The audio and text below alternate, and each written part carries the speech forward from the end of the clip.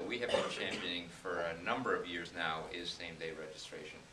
And the reason why we champion same-day registration, quite simply, is because it's been an effective means for increasing voter participation.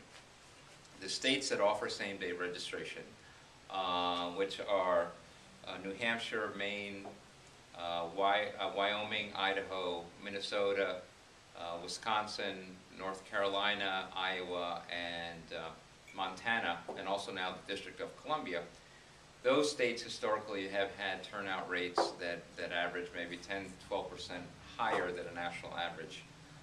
More recently, in 2008, in 2008 presidential election, their voter turnout was about 7% higher than a national average, and more recently than that, in general election in 2010, it was 6% higher. So over time, we see higher rates of voter participation. And actually, in 2008, in the presidential election, the states with the top five states in terms of voter participation were all same-day registration states.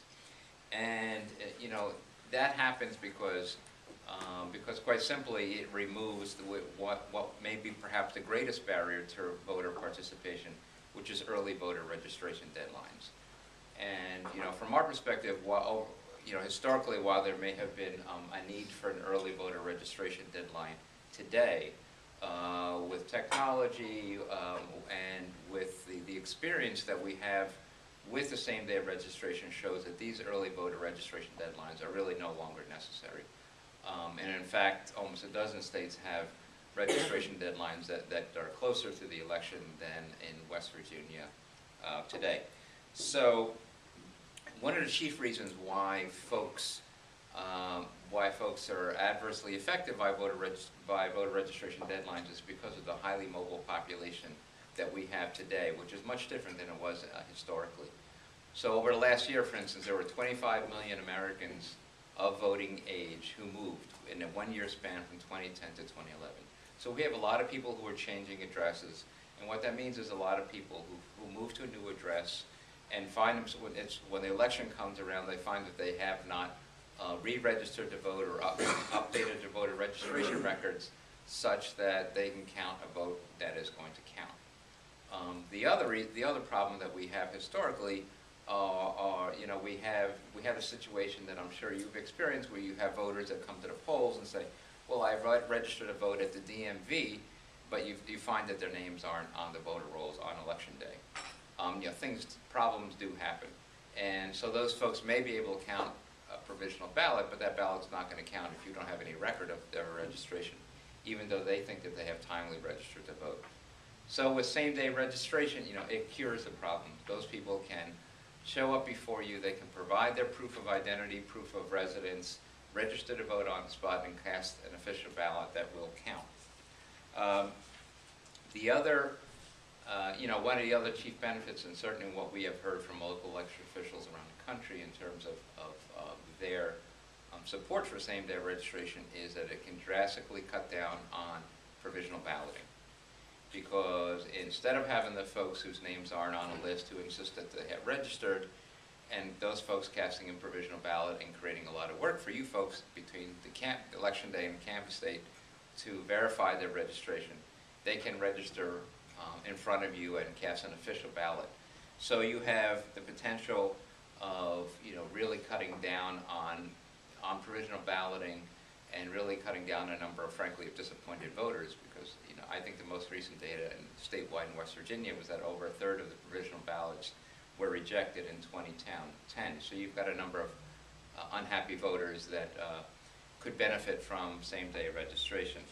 And I'll point to the example. Iowa and North Carolina are two states that most recently adopted same-day registration. And the first presidential election that it went into effect was in 2010.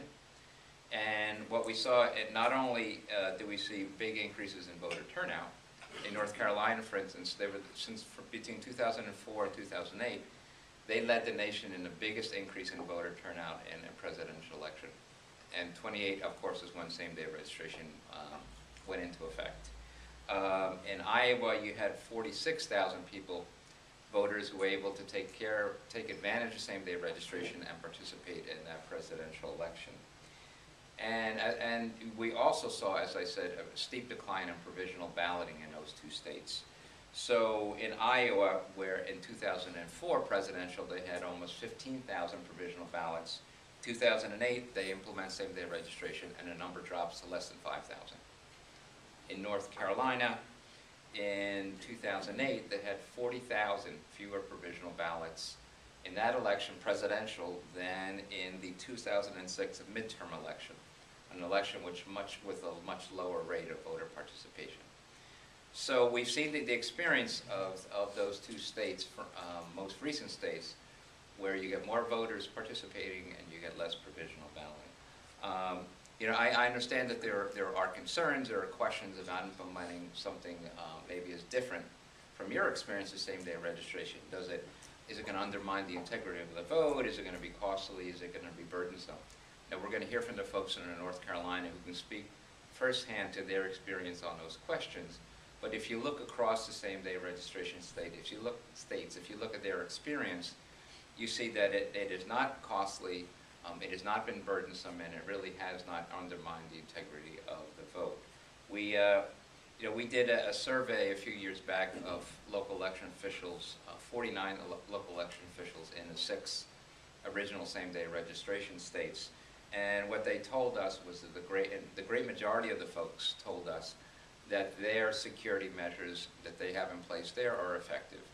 The combination of heavy penalties of voter fraud, the fact that these registrants have to provide documentary proof of their residence, and that they have to swear an oath, and this interaction is face-to-face, unlike in a mail registration context. You have somebody in front of you providing the documents, swearing the oath, but they found that these kinds of methods were effective, and they didn't feel that same-day registration was undermining the vote in their experience. And there have been a number of reports, and I think there's one on the table here, that we have commissioned, that the Justice Department has done, that the Attorney General in New Hampshire has completed, that again show that same-day registration, you don't see a big increase, or any appreciable increase, or any instance of voter fraud in states with same-day registration. It's just not the experience out there. And in those rare instances where there is voter fraud, the system shows itself to work. So in New Hampshire, I think it was New Hampshire, where there was one instance in recent election, you had a son who was with the same name as his father, who was out of town, who used same-day registration to vote for his father, and that individual was caught and prosecuted. So the system does work. In terms of costs, that same survey that I mentioned of the 49 clerks also attested to the fact that the cost of same-day registration was really incremental and very small. Where there were additional costs, it may have been for additional training or extra staff at the polls on election day for larger jurisdictions where they may need some more hands on board on election day. But one thing that is important to remember is that they also report that there's a shifting of costs. So instead of a deluge of voter registration forms, for instance, on the voter registration deadline date that you've got to process before election day, some of that activity is happening on election day, and instead of you having to process a whole bunch of provisional ballots between election day and your canvass date, you're cutting down on that work because that's happening on election day or in the period leading up to election day, if that's the same-day registration system into effect. And that's a system that North Carolina has. So you have a lot of shifting of staff hours and expenses to different parts of the election calendar. And I'll just close by mentioning, again, a little information from the Iowa experience, which is that the Secretary of State reported there that they spent less than $37,000 statewide to implement same-day registration in the 2008 presidential election. And that was primarily to produce the training video for you folks and your precinct workers and some precinct materials.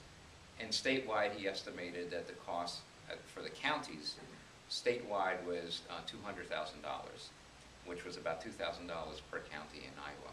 So again, more evidence that same-day registration can be done without a lot of pain for you folks.